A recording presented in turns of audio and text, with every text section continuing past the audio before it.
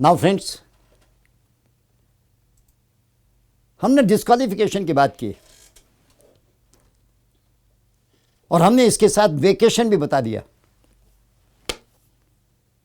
अब सवाल उठता है, डायरेक्टर रिजाइन करता है। एक्चुअली पुराने कंपनीज एक्ट में हमारे रेजिग्नेशन का प्रोविजन नहीं था। तमाम कोर्ट्स ने रेजिग्नेशन के बारे में कुछ कहा तो उसमें से लॉ डेवलप हुआ। आज हमने रेजिग्नेशन ऑफ डायरेक्टर का एक प्रोविजन कर दिया है। हमने लॉ में यह कहा कि डायरेक्टर जब चाहे तब रिजाइन कर सकता है, जब चाहे तब। फिर क्या होगा? जब वो रिजाइन करता है तो board of director will take note of it. वो उसका एक नोट लेंगे और जो डायरेक्टर रिजाइन करता वो भी 30 दिन के अंदर रजिस्ट्रार को इंटीमेट करेगा, कारण बताते हुए कि मैंने क्यों रिजाइन किया। और कंपनी क्या करेगी? जैसा कि मैंने कहा, board of director will take note of it और वो जनरल मीटिंग के सामने रखेंगे और वो भी रजिस्ट्रार के यहां 30 दिन में फाइल कर देंगे। लेकिन जहां तक मैनेजिंग डायरेक्टर के रिजाइन करने का सवाल है, मैनेजिंग डायरेक्टर रिजाइन करता है तो वो रेजिग्नेशन तत्काल एप्लीकेबल नहीं है, इमीडिएटली, क्योंकि मैनेजिंग डायरेक्टर एक ऑफिसर है, एक फुल टाइम एम्प्लॉय है। एम्प्लॉय अपनी मर्जी से ही चलता नहीं बनता, उसके रेजिग्नेशन को एक्सेप्ट किया जाता है। ऑर्डिनरी डायरेक्टर नहीं, वो तो आपने रिजाइन कर दिया, हो गया। बस केवल यह है कि 30 दिन में आप रजिस्ट्रार को इंटीमेट कर दीजिए कारण कि मैंने क्यों रिजाइन किया। और यह भी कॉर्पोरेट गवर्नेंस को प्रमोट करने की बात है कि आखिर ऐसी क्या मजबूरी थी कि आपने रिजाइन करना पड़ा। इंटीमेट कीजिए और आप रिजाइन कभी भी कर सकते हैं, लेकिन मैनेजिंग डायरेक्टर नहीं। आप रिजाइन कर सकते हैं लेकिन आपका रेजिग्नेशन तब तक इफेक्टिव नहीं होगा जब तक कि वो एक्सेप्ट ना किया जाए और जब तक कि आपको रिलीफ ना किया जाए, क्योंकि आप एक तरह से होल टाइम एम्प्लॉय हैं, अपनी मर्जी से नहीं जा सकते। ये रेजिग्नेशन के बारे में हो गया। एक बात और, अब हम जरा थोड़ा मैनेजरियल रेम्यूनरेशन के बारे में देख लेते हैं। एक बात मैं आपको बताऊं, हमने एक कंसेप्ट डेवलप किया है नए कंपनीज एक्ट में कि मैनेजरियल पीपल। कि मैनेजरियल पीपल कौन होते हैं? Number 1 managing director, manager, chief executive officer. Number 2 whole time director. Number 3 chief financial officer, and number 4 company secretary, and number 5 such other officer as may prescribe. ये की managerial people होते हैं। तो की managerial people का मतलब होता है managing director, chief executive officer, manager, number 1। Number 2 whole time director. Number 3 chief financial officer. Number 4 company secretary, and number 5 any other officer as may prescribe. एक यहाँ क्लियर कर दूं ताकि आप कंफ्यूज ना हो। ये जो चीफ फाइनेंशियल ऑफिसर है या कंपनी सेक्रेटरी है, ये मैनेजरियल रेम्यूनरेशन का हिस्सा नहीं है। कि मैनेजरियल पर्सन में डायरेक्टर नहीं है। लेकिन जब हम बात करते हैं मैनेजरियल रेम्यूनरेशन की, तो मैनेजरियल रेम्यूनरेशन में ये 3 लोग होते हैं,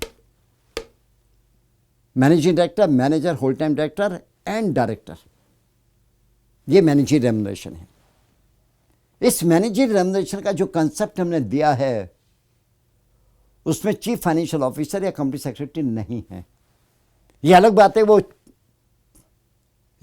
की मैनेजरियल पीपल में है, लेकिन वो मैनेजरियल रेम्यूनरेशन का हिस्सा नहीं है।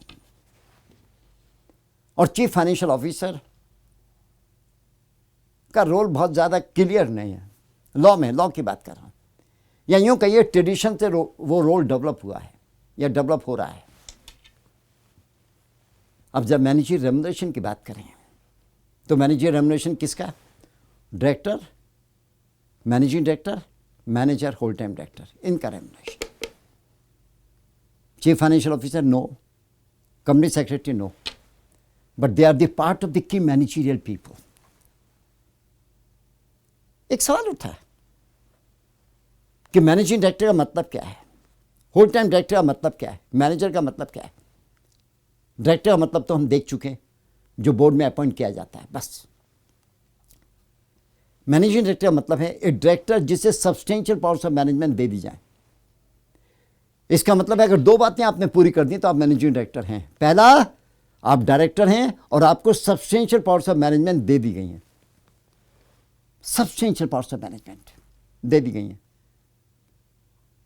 लेकिन केवल आप administrative acts of routine nature करते हैं, शेयर सर्टिफिकेट पर दस्तखत करते हैं, ट्रांसफर ऑफ शेयर्स को एग्जीक्यूट करते हैं, तो ये सब्सटेंशियल पावर्स ऑफ मैनेजमेंट नहीं है। ये आपके डायरेक्टर को मैनेजिंग डायरेक्टर नहीं बनाता। तो मैनेजिंग डायरेक्टर होने के लिए दो बातें हैं। पहला, आप डायरेक्टर हो, अगर आप डायरेक्टर नहीं है तो मैनेजिंग डायरेक्टर नहीं हो सकते, खत्म। और दूसरा कि सब्सटेंशियल पावर्स ऑफ मैनेजमेंट आपको दी गए। दूसरी बात, मैनेजर को सब्सटेंशियल पावर्स ऑफ मैनेजमेंट होती हैं। Manager is a person who has the substantial powers of management, substantial powers of management of the whole company. जिसे होल कंपनी का मैनेजमेंट होता है या सब्सटेंशियल कंपनी का मैनेजमेंट होता है, उसे मैनेजर कहते हैं। मैनेजर डायरेक्टर भी हो सकता है और डायरेक्टर नहीं भी हो सकता है। मैनेजर के लिए डायरेक्टर होना जरूरी नहीं है। और तीसरा, होल टाइम डायरेक्टर, एक डायरेक्टर जो होल टाइम एम्प्लॉयमेंट में हो। जैसा कि आपने देखा, अभी हमने देखा कि आप 20 कंपनी तक में डायरेक्टर हो सकते हैं। तो जो सिंपली हम डायरेक्टर का जिक्र करते हैं या केवल डायरेक्टर कहते हैं, वो पार्ट टाइम डायरेक्टर होता है, क्योंकि आप 20 कंपनी तक में हो सकते हैं।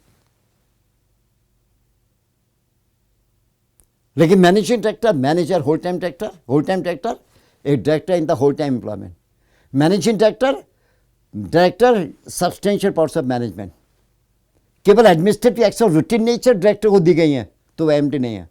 और मैनेजर डायरेक्टर भी हो सकता है, डायरेक्टर नहीं भी हो सकता है, and he has the management of the whole या substantially the whole of the company. एक बात और बताऊं मैं आपको, मैनेजर कंपनी में हमारी डेफिनेशन के मुताबिक मैनेजर, जो मैनेजर आप बुलाते हैं वो नहीं है।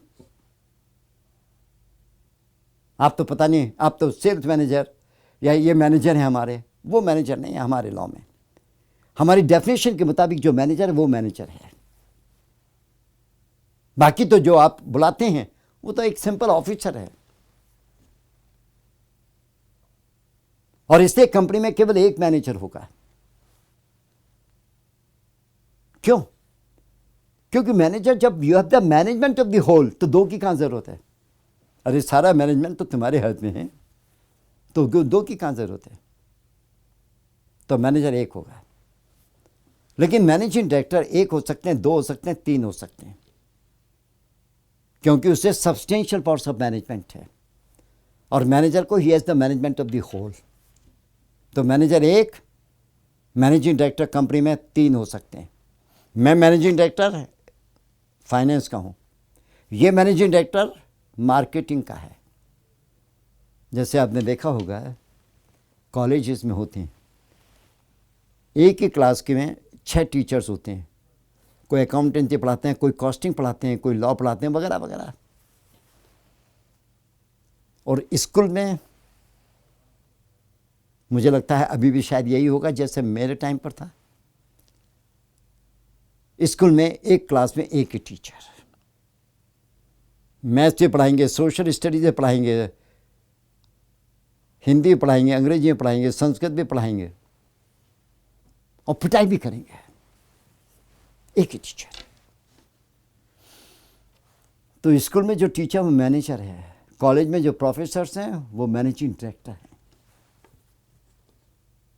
एक बात और कि मैनेजिंग डायरेक्टर मैनेजर दोनों साथ नहीं होंगे। एक कंपनी में अगर मैनेजिंग डायरेक्टर तो मैनेजर नहीं होगा। मैनेजिंग डायरेक्टर वो जो हमारी डेफिनेशन के मुताबिक है, मैनेजर वो जो हमारी डेफिनेशन के मुताबिक हो। तो अगर आप मैनेजिंग डायरेक्टर तो मैनेजर नहीं होंगे, मैनेजर तो मैनेजिंग डायरेक्टर नहीं होंगे। एक म्यान में एक ही तलवार। होल टाइम डायरेक्टर के साथ मैनेजर हो सकता है, होल टाइम डायरेक्टर के साथ एमडी हो सकता है, लेकिन मैनेजिंग डायरेक्टर और मैनेजर दोनों साथ नहीं होंगे। और एक ही कंपनी में कई एमडी हो सकते हैं, मैनेजर एक कंपनी में केवल एक होगा। इनका टर्म कितना होगा? Managing director, manager, whole time director को आप अपॉइंट करें तो 5 साल होगा, अप टू 5 ईयर्स। 5 साल से ज़्यादा नहीं होगा, 5 साल तक होगा। इसका मतलब 3 साल के लिए अपॉइंट कर सकते हैं या अप टू 5 ईयर्स कर सकते हैं। उन्हें रीअपॉइंट किया जा सकता है क्या? यस। जब इनका टर्म खत्म होगा उसके 1 साल पहले आप इन्हें रीअपॉइंट कर सकते हैं।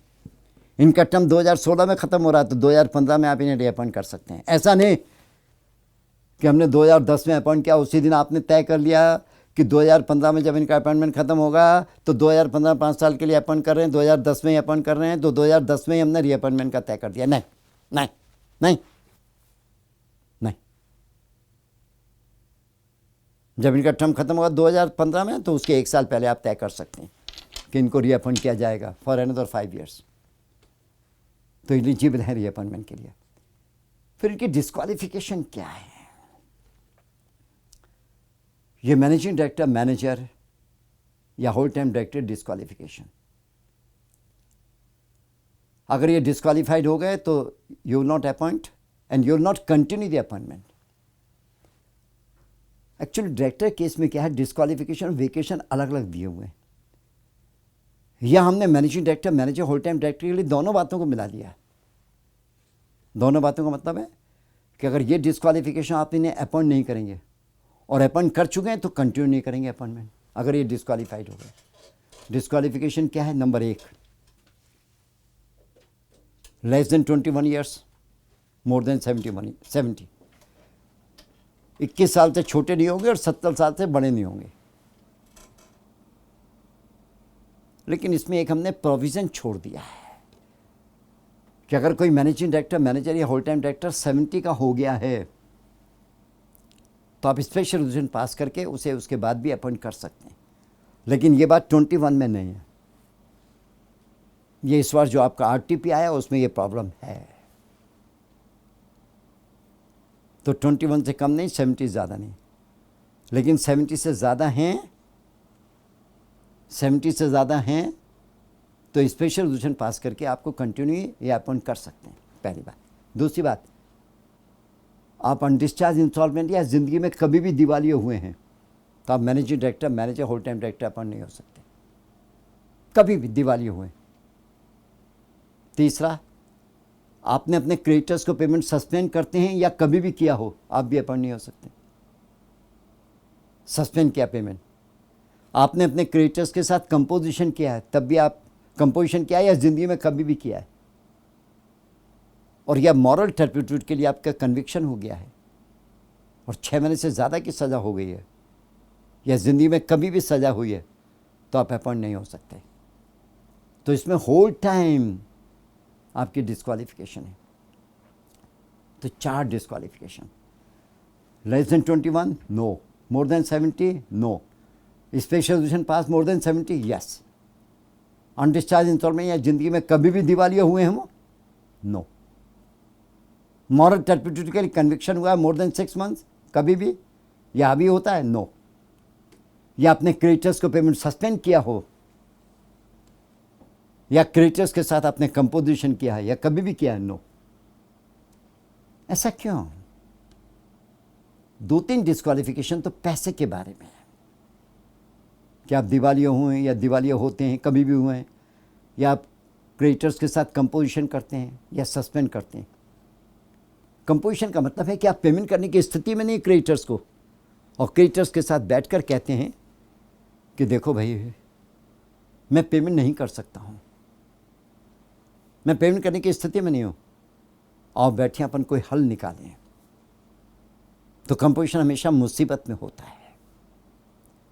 तो कहने का मतलब ये फाइनेंशियली अगर आप दिक्कत में हैं, दिवालिया हों या कंपोजिशन करते हैं, सस्पेंड करते हो, तो आप डिस्क्वालीफाइड हैं। आइडिया केवल ये है कि हमारा पर्पस उस आदमी को पनिश करने का नहीं है, लेकिन हमारा पर्पस केवल ये है कि ऐसे आदमी जो अपनी ही स्थिति को इतना ख़राब ले आए, तो कंपनी को ऐसे आदमी से बचाने के लिए हमने ये डिस्क्वालिफिकेशन दी है। और एक बात याद रखें, ये disqualification public and private company दोनों पर लागू होती है। पब्लिक एंड प्राइवेट दोनों पर लागू होती है डिस्क्वालिफिकेशन। 5 साल का अपॉइंटमेंट, ये भी पब्लिक एंड प्राइवेट दोनों पर लागू होता है। अब आइए, managing director, manager, whole time director का अपॉइंटमेंट कौन करेंगे? अगर ये पब्लिक कंपनी है, बोर्ड ऑफ डायरेक्टर्स करेंगे, लेकिन शेयर होल्डर्स का अप्रूवल लेंगे, subject to shareholders approval. लेकिन बोर्ड अगर अपॉइंट करेगा और शेयर होल्डर्स का अप्रूवल लेंगे, तो ये शेड्यूल 5 के मुताबिक होगा। शेड्यूल 5 में हमने कुछ कंडीशन दी हैं। शेड्यूल 5 में हमने अपॉइंटमेंट की कंडीशन दी है। शेड्यूल 5 में हमने रेम्यूनरेशन की कंडीशन दी है। शेड्यूल 5 में हमने इनएडिक्वेट रेम्यूनरेशन कंडीशन दी है, और कुछ बातें और भी की हैं। तो याद रखें, शेड्यूल 5 डायरेक्टर पर लागू नहीं होता है। ये शेड्यूल 5 लागू होता है managing director, manager, whole time director पर।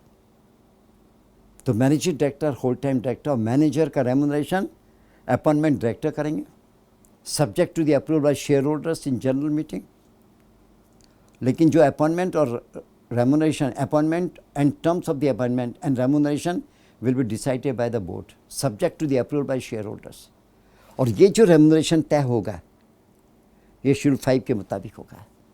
और अगर ये शेड्यूल 5 के मुताबिक नहीं है, तो गवर्नमेंट का अप्रूवल लेना होगा।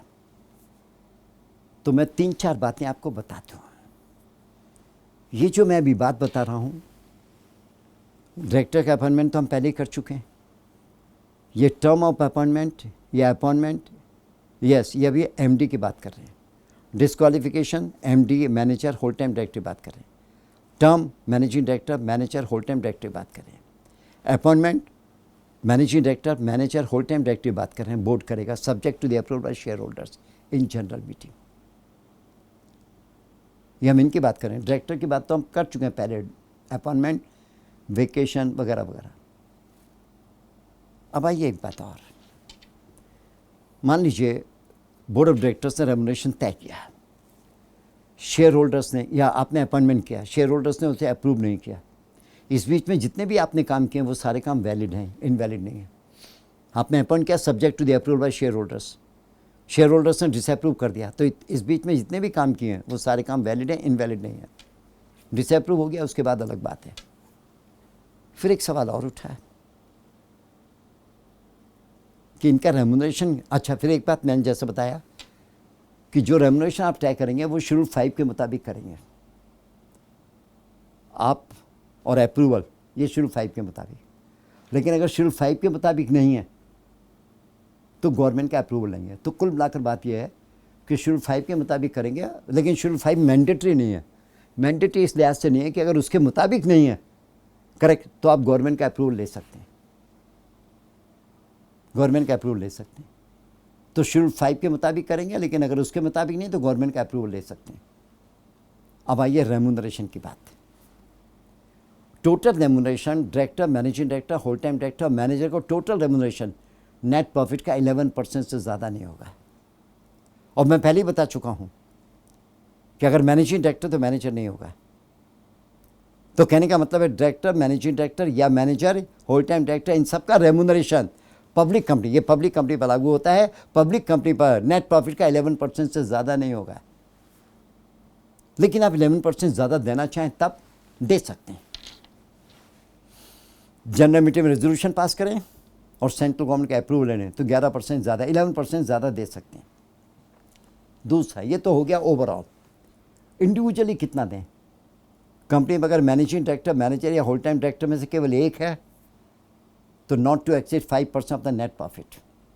और अगर एक से ज़्यादा हैं, 2 हैं, 3 हैं, 4 हैं, तो not exceeding 10% of the net profit. तो ओवरऑल 11%। इंडिविजुअल एक है, managing director, manager, whole time director, not exceeding 5%। एक से ज़्यादा है तो नॉट एक्सीडिंग 10%। फिर सवाल उठा क्या 11% को हम इंक्रीज कर सकते हैं? जैसे मैंने बताया, company general meeting with the approval of the government आप कर सकते हैं। हम 5 और 10% को भी इंक्रीज करना चाहते हैं, कर सकते हैं, जनरल मीटिंग अप्रूवल। फिर आइए इंडिविजुअल डायरेक्टर। हम इंडिविजुअल डायरेक्टर को कितना दें? हम इंडिविजुअल डायरेक्टर, अगर company managing director, manager, whole time director हैं, उनके साथ इंडिविजुअल डायरेक्टर्स हैं, 1 हो, 2 है, 5 है, 10 है, जितने भी इंडिविजुअल डायरेक्टर, सबको मिलाकर 1% दिया जाएगा। और अगर company managing director, manager, whole time director नहीं है, तो सभी डायरेक्टर्स को 3% तक दिया जा सकता है। 3%। तो इनमें से कोई है managing director, manager, whole time director कोई है, तो इन सभी डायरेक्टर को, जो 5-6 हैं, इनको केवल 1%। इनमें से कोई नहीं है, क्योंकि एक बात और भी है कि इनमें से किसी का अपॉइंट करना ज़रूरी नहीं है। लॉ में हमारे दिया हुआ है कि अगर paid up capital public company 10 crore है तब इनका अपॉइंटमेंट करना ज़रूरी है, नहीं तो इनका अपॉइंटमेंट करना ज़रूरी नहीं है। ये हमारे रूल 8 दिया हुआ है। तो ये अगर हैं, इनमें से कोई एक भी है, तो इन सबको 1%। इनमें से कोई नहीं है, तो इन सबको 3%। क्या इसे भी बढ़ाया जा सकता है? यस, जनरल मीटिंग का अप्रूवल लेकर आप बढ़ा सकते हैं। तो 3 बातें हो गई, 4 बातें या 5 बातें, ओवरऑल 11%। इसमें चीफ एग्जीक्यूटिव ऑफिसर नहीं है, कंपनी सेक्रेटरी नहीं है, डायरेक्टर है, एमडी है या मैनेजर है और होल टाइम डायरेक्टर। 11%। इसे बढ़ा सकते हैं? Yes, company general meeting with the government approval बढ़ा सकते हैं। फिर हर मैनेजिंग डायरेक्टर कितना देंगे? हर एक को नॉट एक्सीडिंग 5%। और सभी हैं मैनेजिंग डायरेक्टर और manager, managing director, whole time director एक से ज़्यादा हैं, तो सबको 10%। इसे बढ़ाया जा सकता है? यस। कितना? जितना आप करना चाहें, with the approval of the general meeting. फिर डायरेक्टर हैं, अगर ये हैं तो इनको 1% सबको, और अगर ये नहीं है तो इनको 3%। ये बढ़ाया जा सकता है कंपनी जनरल मीटिंग। अब इस बार प्रॉब्लम आई आपके यहाँ कि डायरेक्टर 4% देना चाहते हैं, सभी डायरेक्टर को दे सकते हैं क्या? तो हम प्रिज्यूम करते हैं कि कंपनी मैनेजिंग डायरेक्टर नहीं है, कोई भी नहीं है, तो इन्हें 3% दे सकते हैं। और 4% तक देना चाहें तो जनरल मीटिंग का अप्रूवल ले लो, दे दीजिए, खत्म हो गया। और अगर ये हैं तो इनको 1%, लेकिन फिर भी आप बढ़ाना चाहें तो जनरल मीटिंग के अप्रूवल से बढ़ा सकते हैं। फिर सवाल एक उठा है, normally managing director, manager, whole time director को फीस नहीं दी जाती, फीस केवल सिंपल डायरेक्टर को दी जाती है। तो जो परसेंटेज आप दे रहे हैं, 1%, 3% या बढ़ा रहे हैं, इसमें फ़ीस शामिल नहीं है। फ़ीस आप इसके अलावा दे सकते हैं, इसके अलावा दे सकते हैं फ़ीस इसमें शामिल नहीं है। इनको नॉर्मली फ़ीस नहीं दी जाती क्योंकि होल टाइम रहते हैं, इनको दी जाती है। यस, तो ये जो परसेंटेज है इसके अलावा आप फीस दे सकते हैं for attending the meeting of the board of director, हर एक डायरेक्टर को दे सकते हैं। फिर सवाल एक और उठा, मान लीजिए नेट प्रॉफिट ही नहीं है या नेट प्रॉफिट कम है, क्योंकि आपने नेट प्रॉफिट से कनेक्ट करके दिया। अच्छा, कनेक्ट करने का भी फ़ायदा है ताकि आपको एक इंसेंटिव है कि आप नेट प्रॉफिट को बढ़ाएं ताकि आपका भी रेम्युनरेशन बढ़ेगा, इसलिए हमने नेट प्रॉफिट से कनेक्ट कर दिया। लेकिन अगर नेट प्रॉफिट है ही नहीं, नेट प्रॉफिट बहुत कम है, तब क्या करेंगे? नहीं है या बहुत कम है, तब क्या करेंगे? तब तो बेईमानी हो गया नेट प्रॉफिट से कनेक्ट करना। तब हमने कहा शेड्यूल 5 के मुताबिक दीजिए। किसको? Managing director, manager, whole time director को शेड्यूल 5 के मुताबिक दीजिए। और उसके मुताबिक नहीं देना चाहते इनएडुकेट प्रॉफिट में, तो गवर्नमेंट का अप्रूवल लीजिए। लेकिन ऑर्डिनरी डायरेक्टर केस में, यस, ऑर्डिनरी डायरेक्टर केस में अगर इनएडुकेट प्रॉफिट है तो शेड्यूल 5 तो उस पर लागू नहीं होती। तो इनएडुकेट प्रॉफिट है ऑर्डिनरी डायरेक्टर केस में, तो गवर्नमेंट का अप्रूवल लीजिए। तब ऑर्डिनरी डायरेक्टर को इनएडुकेट प्रॉफिट में आप दे सकते हैं रेम्युनरेशन। लेकिन इनएडुकेट प्रॉफिट में जहाँ तक फीस का सवाल है वो तो आप दे ही सकते हैं, क्योंकि फीस का प्रॉफिट से कनेक्शन नहीं है और फीस ऑर्डिनरी डायरेक्टर को नॉर्मली दी जाती है। तो इनएडुकेट प्रॉफिट में क्या हुआ है? Ordinary director, inadequate profit, ordinary director, schedule 5 लागू नहीं होता। तो दूसरी बात फिर क्या लागू होगा? गवर्नमेंट का अप्रूवल। तीसरी बात, अगर फीस है तो फीस आप दे रहे हैं तो पहले वही देते रहिए, क्योंकि उसका प्रॉफिट से कोई वास्ता नहीं। जहाँ तक इनका सवाल है, managing director, manager, whole time director का इनएडिक्वेट प्रॉफिट इनको शेड्यूल 5 के मुताबिक दीजिए, नहीं तो गवर्नमेंट का अप्रूवल लीजिए, खत्म हो गया। और ये जो रेमुनरेशन आप तय करें डायरेक्टर वगैरह का, इसमें फ़ीस शामिल नहीं होगी, इसके अलावा फ़ीस दे सकते हैं। एक बात और, ये जो रेमुनरेशन आप देते हैं ना, जो आपने डिटरमाइन किया, ये उनकी सभी सर्विसेज के लिए है, छोटा मोटा और भी काम करते हैं उस सब के लिए है। लेकिन अगर वो प्रोफेशनल काम करते हैं, ये लोग प्रोफेशनल काम भी करते हैं, या आपके डायरेक्टर एडवोकेट का काम भी करते हैं, तो उसका प्रोफेशनल सर्विसेज के लिए अलग से दे सकते हैं, ये परसेंटेज में नहीं। तो यहाँ दो बातें याद रखिए, ये जो हम देते हैं, ये जितनी और सेवाएं वो करते हैं उन सब के लिए है। लेकिन अगर प्रोफेशनल काम वो करते हैं तो ये रेमुनरेशन उसके लिए नहीं है, उसके लिए अलग से दे सकते हैं, बशर्ते इनके पास प्रोफेशनल क्वालिफिकेशंस हों, नॉमिनेशन रेमुनरेशन कमेटी के मुताबिक, या अगर वो कमेटी नहीं है तो बोर्ड के मुताबिक इनके पास वो क्वालिफिकेशंस हों। एक बात और, इस पर प्रॉब्लम बहुत आती है, हम डायरेक्टर गारंटी कमीशन देते हैं, तो ये जो डायरेक्टर गारंटी कमीशन देते हैं, ये जो परसेंटेज देते हैं, इसमें ये गारंटी कमीशन शामिल नहीं है। तो आपने 4 तरह से रेमुनरेशन दिया, ये रेमुनरेशन तय किया। नंबर 2 सभी सर्विसेज के लिए आ गया। नंबर 3 फीस अलग है। नंबर 4 गारंटी कमीशन अलग है, क्योंकि सर्विस नहीं है गारंटी कमीशन, सभी सर्विसेज के लिए ये रेमुनरेशन है, लेकिन गारंटी कमीशन सर्विस नहीं है। ये तो एक अंडरटेकिंग, ये तो एक रिस्पॉन्सिबिलिटी अंडरटेक की है, गारंटी दी है इसलिए अंडरटेक की है, रिस्पॉन्सिबिलिटी उसके लिए है, तो इसके लिए ये गारंटी कमीशन आप अलग दे सकते हैं, अलग से। और प्रोफेशनल कोई काम करता है उसके लिए भी अलग से। तो 4 बातें हो गई ये रेमुनरेशन। नंबर 1 फीस इसके अलावा, इसमें शामिल नहीं है, गारंटी कमीशन इसके अलावा, प्रोफेशनल क्वालिफिकेशन का अलावा। फिर छोटा मोटा जो काम करते हैं जिसमें प्रोफेशनल क्वालिफिकेशन नहीं है, करेक्ट, वो ये रेमुनरेशन सबके लिए है। ये हो गया साहब। अब एक सवाल उठा, इनएडिक्वेट प्रॉफिट है तब क्या करेंगे? इनएडिक्वेट प्रॉफिट है तो हमारे यहाँ पार्ट 2 दिया हुआ है शेड्यूल 5 में, कि अगर एडुकेट प्रॉफिट है तो हमने 5 और 10%, 11% बताया, 5-10% बताया, वो दे दिए। इनएडुकेट प्रॉफिट है तो इफेक्टिव कैपिटल के आधार पर देते हैं, जितनी इफेक्टिव कैपिटल है उतना देंगे। इफेक्टिव कैपिटल की 4 केसेस हैं, negative less than 5 crore, 5 crore less than 100 crore, 100 crore less than 250 crore, 250 crore above. तो इस इफेक्टिव कैपिटल के आधार पर दे सकते हैं। पहला केस ले लीजिएगा कि negative and up to 5 crore effective capital अगर आपकी है और इनएडिक्वेट प्रॉफिट है। अगर प्रॉफिट होता तब तो आप 5 और 10% दे ही देते, लेकिन अगर प्रॉफिट नहीं है तो प्रॉफिट बेईमानी हो गया। फिर आप इफेक्टिव कैपिटल कितनी है? Negative up to 5 crore.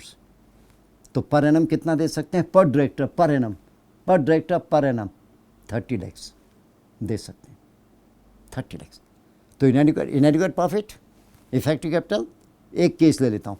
इनएडिक्वेट profit, effective capital, negative up to 5 crore, 30 lakh per annum, पर डायरेक्टर, इतना दे सकते हैं। लेकिन इतना देने के लिए आपको नीचे 2 कंडीशन पूरी करनी होगी।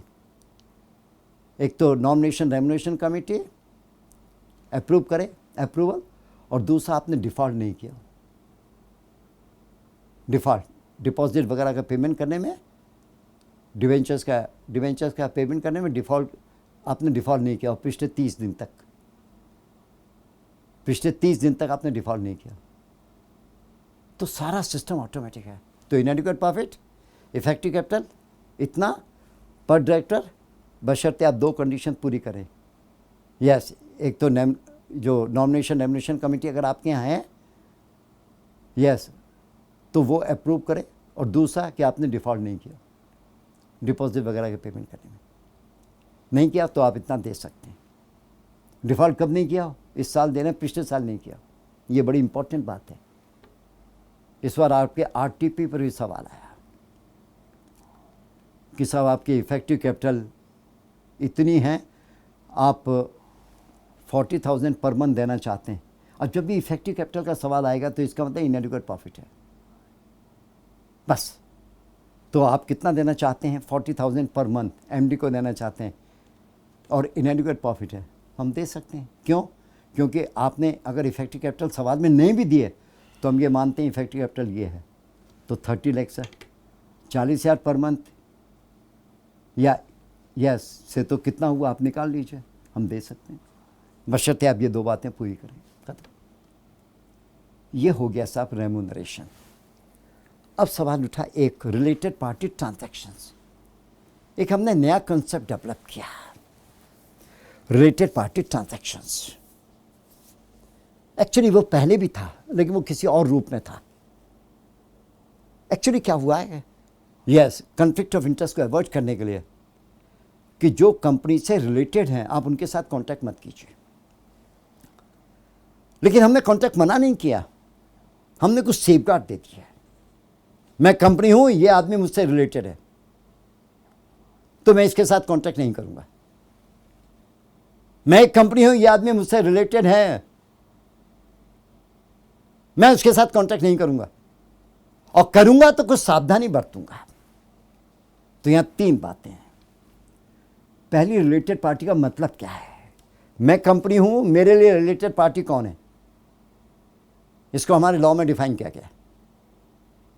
डायरेक्टर और is relative, promoter or his relative, no, I'm sorry, director or his relative, key managerial people and relative. The firm in which the director or manager or relative is a partner. Private company in which the director or the manager is a director or member. Body corporate या public company जिसमें director, इसमें director हो और 2% paid up capital हो।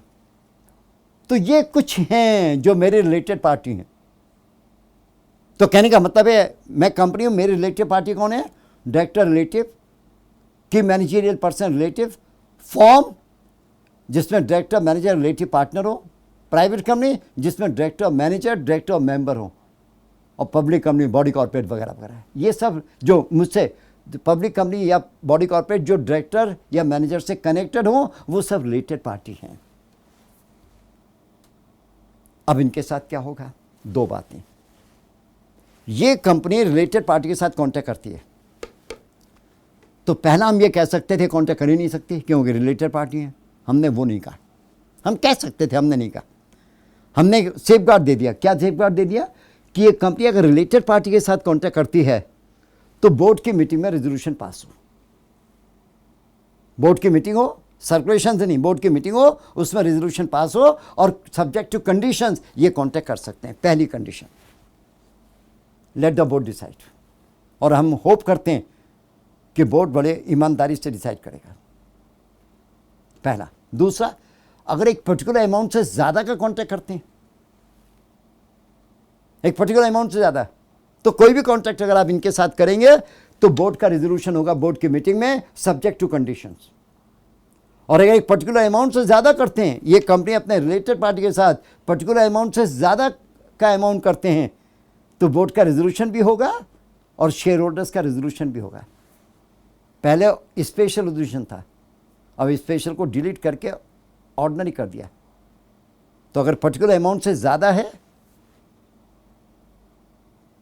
तो फिर board का resolution और ऑर्डिनरी रेजोल्यूशन शेयर होल्डर का, शेयर होल्डर्स के अप्रूवल भी चाहिए। और अमाउंट से कम है तो बोर्ड का रेजोल्यूशन, और अमाउंट या उससे ज़्यादा है तो ये दोनों बातें, बोर्ड एंड शेयर होल्डर्स का रेजोल्यूशन। अब कितना अमाउंट है, एक एग्जांपल देता हूँ। मान लीजिए कंपनी अपने रिलेटेड पार्टी के साथ माल को परचेज और सेल करती है, और वो कितना, टर्नओवर का 10% या उससे ज़्यादा, करेक्ट, या 100 करोड़, विचएवर इज लेस, तो आपको रेजोल्यूशन भी पास करना और बोर्ड ऑफ डायरेक्टर्स का अप्रूवल भी लेना है बोर्ड ऑफ डायरेक्टर्स की मीटिंग में। तो ये तो हो गया साहब। लेकिन हम लकीर के फ़कीर नहीं हैं लॉ में, लकीर के फ़कीर नहीं। इसलिए हमने लॉ में आगे क्या कहा कि अगर आप ऑर्डिनरी कोर्स ऑफ बिजनेस में ये ट्रांजैक्शन करते हैं तो इसकी ज़रूरत नहीं है।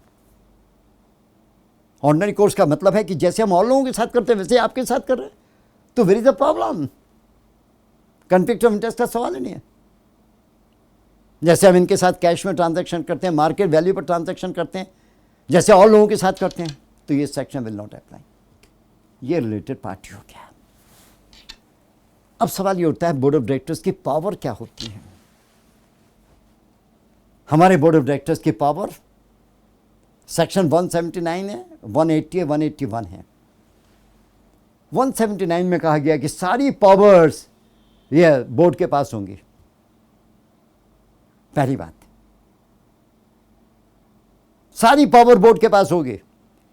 इसका मतलब जब भी कभी आप लॉ में ये कहें, क्या कहें लॉ में कि company can do, company can do, company can do, company can do, तो वहां मतलब शेयर होल्डर्स का नहीं होता, वहां बोर्ड का मतलब होता है। क्योंकि हमने लॉ में कह दिया कि कंपनी को जो भी पावर वो सारी बोर्ड को है, खत्म।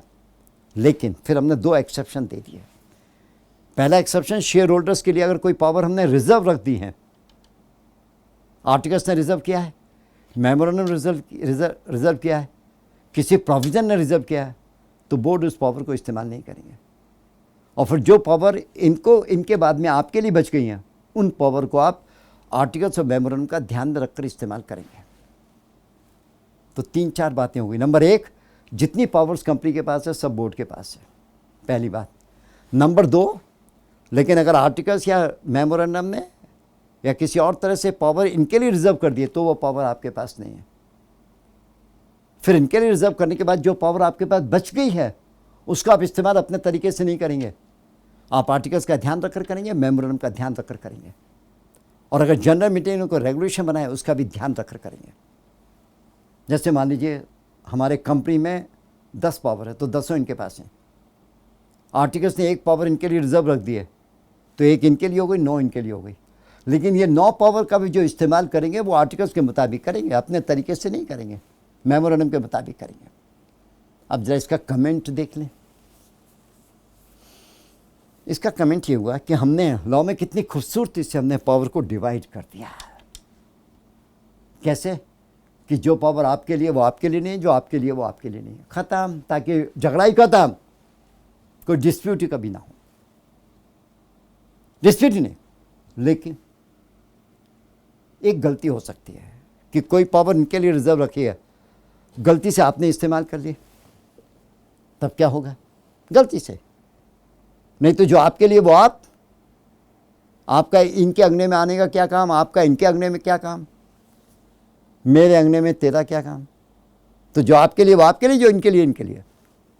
लेकिन एक लेकिन है कि जो पावर आपके लिए रिजर्व है इन्होंने इस्तेमाल कर ली, बोर्ड ने, यहाँ बोर्ड है या जनरल मीटिंग, आपकी पावर इन्होंने इस्तेमाल कर ली, लेकिन बाद में जनरल मीटिंग ने उसे रेक्टिफाई कर दिया, तो ऐसे ही माना जाएगा जैसे ये पावर जनरल मीटिंग ने इस्तेमाल किया, खत्म।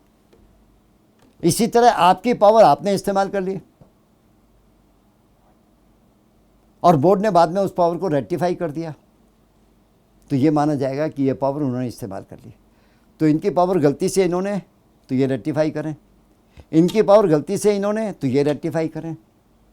तो यही माना जाएगा कि इनकी पावर गलती से इन्होंने किया, इन्होंने रेक्टिफाई कर दिया, तो इन्होंने ही उस पावर को इस्तेमाल किया, अदरवाइज डिवीज़न तो है। ये 179 का सबसेक्शन 1 है। 179 सबसेक्शन 3 में कहा गया है कि कुछ पावर्स को बोर्ड अपनी मीटिंग में इस्तेमाल करेंगे। ये अलग बात है, कुछ पावर को डेलीगेट कर सकते हैं, लेकिन वो कुछ पावर्स को अपनी मीटिंग में करेंगे। आपको याद होगा शुरू में मैंने बताया था कि आप कुछ रेजोल्यूशन सर्कुलेशन से करते हैं और कुछ अपने मीटिंग में करते हैं। तो 179 सबसेक्शन 3 में कुछ बातें दी हुई हैं कि ये पावर को बोर्ड अपनी मीटिंग में करेगा बाय मैजॉरिटी। ये क्या है? To make calls. Number 2, to buy back up to 10% of the equity and the free reserve, up to 10% board अपनी मीटिंग में करेगा। तो make calls, buy back up to 10% of the paid up capital, paid up equity and free reserve. Number 3, to borrow the money. Number 4, to issue the securities. Number 5, to invest the funds. Number 6, to make loans. To make loans. वगैरह वगैरह। ये power board अपनी meeting में करेगा, not circulation, by majority से करेगा board. Idea क्या है? शायद लॉ मेकर्स ने ये सोचा कि इन पावर्स के लिए कलेक्टिव विजडम होनी चाहिए, हम अपनी मीटिंग में कलेक्टिवली हम डिसाइड करें। इसलिए हमने ये कहा। तो ये पावर बोर्ड अपनी मीटिंग में करेगा। हाँ, ये अलग बात है, कुछ पावर को डेलीगेट कर सकते हैं, power to make loan, power to borrow, power to invest, इनको डेलीगेट कर सकते हैं to the committee of directors या टू द मैनेजिंग डायरेक्टर। तो ये तो साहब ये हो गई, इन पावर्स को बोर्ड अपनी मीटिंग में करेगा। 179 सबसेक्शन 3। इसके अलावा कुछ और पावर्स को भी है, वो कहीं और दी हुई है, जिसको भी बोर्ड अपनी मीटिंग में करेगा, कहीं और दिए। वो कौन सी पावर है जो कहीं और दी है, उसको ही बोर्ड अपनी मीटिंग में करेगा। जैसे मैंने बताया, अब पॉलिटिकल पार्टी को कंट्रीब्यूशन देना चाहते हैं तो बोर्ड अपनी मीटिंग में फैसला करेगा। यही फैसला बोर्ड की मीटिंग में होगा। ये अभी देखते हैं सेक्शन 182 में, तो बोर्ड अपनी मीटिंग में फैसला करेगा। आप कैजुअल वैकेंसी फिल इन करते हैं 161 में, तो वो भी बोर्ड अपनी मीटिंग में करेगा। आप डिक्लेरेशन ऑफ सॉल्वेंसी देते हैं, आप दिवाली, आप कंपनी वाइंड अप में जा रही है और एक डिक्लेरेशन सॉल्वेंसी देना पड़ता है, वो भी बोर्ड अपनी मीटिंग में करेगा। 305। आप रिलेटेड पार्टी ट्रांजैक्शन करते हैं, जैसे मैंने बताया रिलेटेड पार्टी ट्रांजैक्शन के लिए बोर्ड की मीटिंग में फैसला होगा, तो यही बोर्ड करेगा। तो ये 4, तो जो पावर 179 सबसेक्शन 3 में दिया है बोर्ड अपनी मीटिंग में, इसके अलावा 4-5 बातें और हैं। कैजुअल वैकेंसी बोर्ड अपनी मीटिंग में, रिलेटेड पार्टी ट्रांजैक्शन बोर्ड अपनी मीटिंग में, contribution to political party board अपनी मीटिंग में, डिक्लेरेशन ऑफ सॉल्वेंसी बोर्ड अपनी मीटिंग में। और ये सारी पावर मेजॉरिटी से की जाएगी। 2 पावर और हैं जो बोर्ड अपनी मीटिंग में करेंगे, लेकिन with the consent of all director present. वो मेजॉरिटी से नहीं होगा, वो with the consent of all director present. वो 2 पावर कौन सी हैं? एक तो 186 में inter corporate loan and investment, ये बोर्ड अपनी मीटिंग में with the consent of all director present, ये वो करेंगे। यस, बोर्ड अपनी मीटिंग में करेंगे। माने कौन सी पावर? यस, बोर्ड अपनी मीटिंग में करेंगे इंटर कॉर्पोरेट लोन इन्वेस्टमेंट। एक कंपनी दूसरी बॉडी कॉर्पोरेट को लोन देती है, इन्वेस्ट करना चाहती है, तो बोर्ड फैसला करेंगे अपनी मीटिंग में with the consent of all director present. दूसरा, अगर आप मैनेजिंग डायरेक्टर मैनेजर हैं और आपको दूसरी कंपनी में मैनेजिंग डायरेक्टर अपॉइंट कर रहे हैं, तो इस कंपनी में भी बोर्ड अपनी मीटिंग में with the consent of all director present फैसला करेंगे। तो कहने का मतलब क्या हुआ? 179 सबसेक्शन 3 में ये पावर बोर्ड अपनी मीटिंग में करेंगे मेजॉरिटी से। ये कुछ और 5 पावर्स हैं, 4 पावर हैं, इसे ही बोर्ड अपनी मीटिंग में करेंगे। लेकिन ये 2 पावर भी बोर्ड अपनी मीटिंग में करेंगे। ये पावर बाय मेजॉरिटी और ये power with the consent of all director present, ये करेंगे। अब आइए साहब, तो ये 179(3), एक सेक्शन 180, 4 पावर्स और हैं पब्लिक कंपनी में जो आप इस्तेमाल करेंगे bye special resolution. Special resolution पास करके वो पावर को इस्तेमाल करेंगे आप। वो पावर है सेल, लीज और डिस्पोज ऑफ। ये कंपनी है, सेल, लीज और डिस्पोज ऑफ द होल और substantially the whole of the company undertaking. मैं सारी अंडरटेकिंग को, अपनी अंडरटेकिंग को सेल लीज करना चाहता हूँ, होल और substantially the whole of the undertaking. तो सेल करना चाहूँ, लीज पर देना चाहूँ, होल और substantially the whole of the undertaking, मैं ऐसा कर सकता हूँ। बोर्ड ऐसा कर सकते हैं by with the prior special resolution of the shareholders. Number 2, मुझे कोई मर्जर अमलगमेशन से पैसा मिला इस कंपनी को, मैं ट्रस्ट सिक्योरिटीज़ के अलावा कहीं और इन्वेस्ट करना चाहता हूँ, मैं कर सकता हूँ by with the prior consent of the shareholders by special resolution. Number 3, मैं बोरो करना चाहता हूँ, अपनी paid up capital free reserve से ज़्यादा बोरो करना चाहता हूँ। मेरी पेड अप कैपिटल 10 करोड़ है, फ्री रिजर्व मेरा 10 करोड़ है, मैं 22 करोड़ बोरो करना चाहता हूँ, मोर देन पेड अप कैपिटल। तो जो मैं बोरो कर चुका हूँ और जो मैं बोरो और कर रहा हूँ वो मेरी paid up capital free reserve से ज़्यादा है, तो take the prior consent of shareholder by special resolution. और चौथा, किसी डायरेक्टर को हमने लोन दिया है, वो हम माफ़ करना चाहते हैं या उसका टाइम एक्सटेंड करना चाहते हैं, प्रायर स्पेशल रेजोल्यूशन। तो ये 4 पावर्स हैं पब्लिक कंपनी में। ये 4 पावर्स को इस्तेमाल किया जाएगा, yes, with the prior consent of special resolution. पहला, सेल, लीज और डिस्पोज ऑफ द होल और substantially the whole of the undertaking. Number 2, invest other than trust securities. कौन सा अमाउंट जो आपको मर्जर अमलगमेशन से मिला है वो अमाउंट को इन्वेस्ट करना other than trust security. Number 3, जो बोरो आप करना चाहते हैं more than paid up capital the free reserve, take the prior consent of special reservation. चौथा, माफ़ करना है, लोन दिया है किसी डायरेक्टर को, उसका टाइम एक्सटेंड करना है, बोर्ड को टाइम एक्सटेंड करना है या उसको माफ़ करना है, take the prior consent of special reservation. तो 4 powers, sell lease, invest other than trust securities, borrow, remission. Remission का मतलब माफ़ करना है। ये 4 पावर बोर्ड कर सकता है with the prior consent, I mean with the prior special reservation से। एक बात और भी है, ये जो बोरो कर रहे हैं more than paid up capital free reserve, इसमें टेम्परेरी लोन शामिल नहीं है। क्या मतलब हुआ कि हमारी पेड अप कैपिटल 10 करोड़ है, फ्री रिजर्व 10 करोड़ है, हम 21 करोड़ बोरो करते हैं, लेकिन 2 करोड़ टेम्परेरी लोन लेते हैं, तो हम बोरो तो 19 करोड़ कर रहे हैं, क्योंकि टेम्परेरी लोन इसमें शामिल नहीं होगा। तो इसलिए आपको परमिशन लेने की ज़रूरत नहीं प्रायर। तो कहने का मतलब ये बोरोइंग में जो paid up capital free reserve से ज़्यादा है, इसमें अगर टेम्परेरी लोन है तो वो इसमें शामिल नहीं होगा। अब टेम्परेरी लोन का मतलब क्या है? Temporary loan means which is repayable on demand और which is repayable within 6 months, such as short term cash credit, discounting of the bill और issue of other short term loan of seasonal character.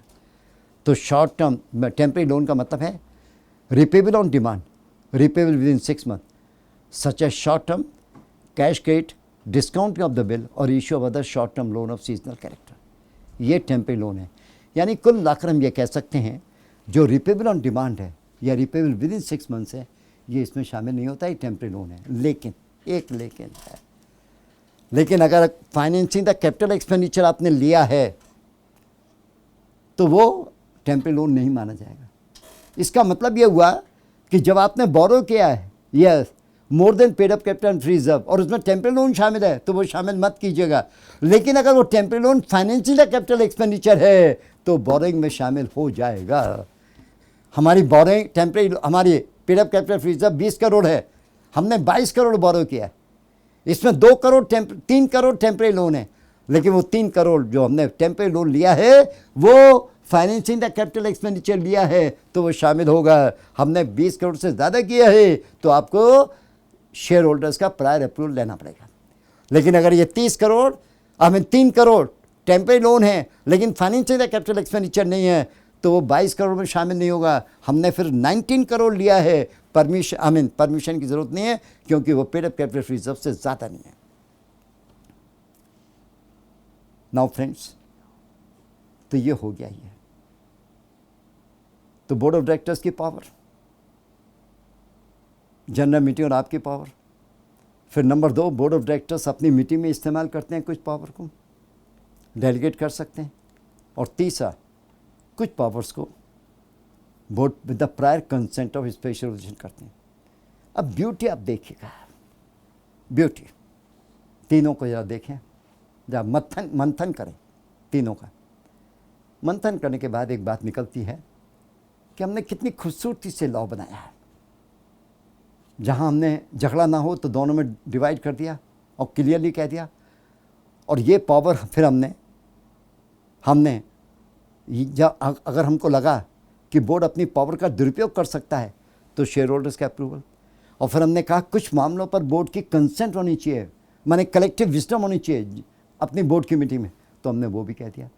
और अगर इसके अलावा कोई मामला है तो हमने कह दिया वो बहुत इंपॉर्टेंट नहीं है तो आप सर्कुलेशन से इस्तेमाल कीजिए। एक और पावर है आपके पास कि बोर्ड चैरिटेबल पर्पस के लिए भी कंट्रीब्यूशन दे सकता है। चैरिटेबल पर्पस तो पहला डिवीज़न पावर, दूसरा अपनी मीटिंग में, और तीसरा ये 4 power bye prior special reservation. चौथी बात, हम एक चैरिटेबल पर्पस के लिए कंट्रीब्यूशन देना चाहते हैं, बोर्ड कंट्रीब्यूशन दे सकते हैं। कितना? पिछले 3 साल के एवरेज प्रॉफिट का 5% तक दे सकते हैं। पिछले 3 साल का एवरेज प्रॉफिट 1 लाख है तो हम 5,000 तक दे सकते हैं। इससे ज़्यादा देना चाहें तो शेयर होल्डर्स का अप्रूवल लें। ये सेक्शन 181 है। एक 182 कंट्रीब्यूशन टू पॉलिटिकल पार्टी। हम पॉलिटिकल पार्टी को कंट्रीब्यूशन देना चाहते हैं। पॉलिटिकल पार्टी का मतलब क्या हुआ? जो section 29 of the peoples representation act में रजिस्टर्ड है उसका हम कंट्रीब्यूशन देना चाहें, या किसी व्यक्ति को पॉलिटिकल पर्पस के लिए कंट्रीब्यूशन देना चाहें तो 182 में बताया गया हम कितना कंट्रीब्यूशन दे सकते हैं। पिछले 3 साल का जो भी एवरेज प्रॉफिट है इसका 7.5% तक दे सकते हैं। इसमें कम और ज़्यादा नहीं है, माने ज़्यादा नहीं है, इससे कम दे सकते हैं लेकिन इससे ज़्यादा किसी भी कीमत पर नहीं दे सकते। कंट्रीब्यूशन टू चैरिटेबल फंड में तो क्या है कि आप 5% ज़्यादा शेयर होल्डर्स के अप्रूवल लेकर दे सकते हैं, ऑर्डिनरी रेजोल्यूशन, लेकिन यहाँ ऐसा नहीं है। अगर आपका एवरेज प्रॉफिट पिछले 3 साल का 1 लाख है तो आप इस साल पॉलिटिकल पार्टी को कंट्रीब्यूशन दे सकते हैं 7,500, उससे ज़्यादा नहीं, खत्म। लेकिन एक बात याद रखिए, अगर आप गवर्नमेंट कंपनी है तो कंट्रीब्यूशन टू पॉलिटिकल पार्टी नहीं है, अगर आप गवर्नमेंट कंपनी है। नंबर 2, अगर आपको बने हुए अभी 3 साल पूरे नहीं हुए, 3 फाइनेंशियल ईयर पूरे नहीं हुए, तो आप कंट्रीब्यूशन नहीं दे सकते। अदरवाइज आप जितना भी आपका एवरेज प्रॉफिट है पिछले 3 साल का, इस साल आप 7.5% तक दे सकते हैं। इससे कम दें तो ठीक है, इससे ज़्यादा नहीं दे सकते। Now friends, what we have talked about today, I am summarizing. We have talked about independent director, woman director. We have talked about resident director. और उसके बारे में जितनी बात कब और किन परिस्थितियों में अपॉइंट करते हैं ये हमने बताया। दूसरा, हमने बताया बोर्ड ऑफ यस कि मैं कितनी कंपनी में डायरेक्टर हो सकता हूँ, उसमें कौन सी कंपनियाँ शामिल होंगी, वगैरह वगैरह। तीसरी बात कि बोर्ड ऑफ डायरेक्टर किन किन और डायरेक्टर को अपॉइंट कर सकते हैं, कब और कैसे, एडिशनल डायरेक्टर वगैरह वगैरह। फिर हमने बोर्ड की मीटिंग की बात की, बोर्ड की मीटिंग, कोरम की बात की। एक बात और भी है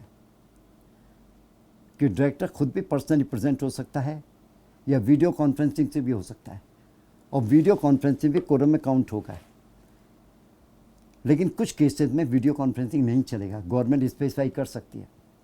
जैसे गवर्नमेंट ने स्पेसिफाई किया, yes, consideration of the financial statement, consideration of the board auditors report, approval of the amalgamation, approval of the prospectus, ये मामले हैं जिनको बोर्ड अपनी मीटिंग बोर्ड करेगा। इसे वीडियो कॉन्फ्रेंसिंग से नहीं होगा। अदरवाइज आप प्रेजेंट हो सकते हैं वीडियो कॉन्फ्रेंसिंग से, वो भी कोर्ट में काउंट होगा। तो हमने मीटिंग देखा, इसके बाद हमने देखा मैनेजरियल रेम्युनरेशन, इसके बाद रिलेटेड पार्टी ट्रांजैक्शन, इसके बाद powers of the board of directors हमने देखा। इसके बाद एक डायरेक्टर रिज़ाइन करता है तब क्या होगा, कैसे होगा। फिर हमने देखा वेकेशन 164 सबसेक्शन 2 हमने देखा, और ये सारे सवाल। और फिर उसमें हमने देखा कंट्रीब्यूशन टू पॉलिटिकल पार्टी हमने देखा। यस, तो ये सारी बातें हमारे इम्तिहान के लिए ज़रूरी है। मैनेजर रेम्युनरेशन वगैरह सब इम्पॉर्टेंट है, related party important. Now friends, I am closing the discussion. This is one first part. Yes, and I'm sure that you have enjoyed a great deal. My good wishes are there. My efforts for you are there. My wishes are for you. My work is for you. My intention is you. My passion is you. My commitment is for you. Whatever little I do for my students. Though I have not met you, but ultimately you are students and you are preparing for CA final. That is sufficient for me. That inspires me. And that talks about if I can do in my own way a little bit for you. Time is short. Time is running out, examinations are close, but yet time is not too short that we cannot do anything. Still, time is there, and in our own way, we think of you. Now friends, thank you very much, my students. Good night. Good night. Thank you. All the best.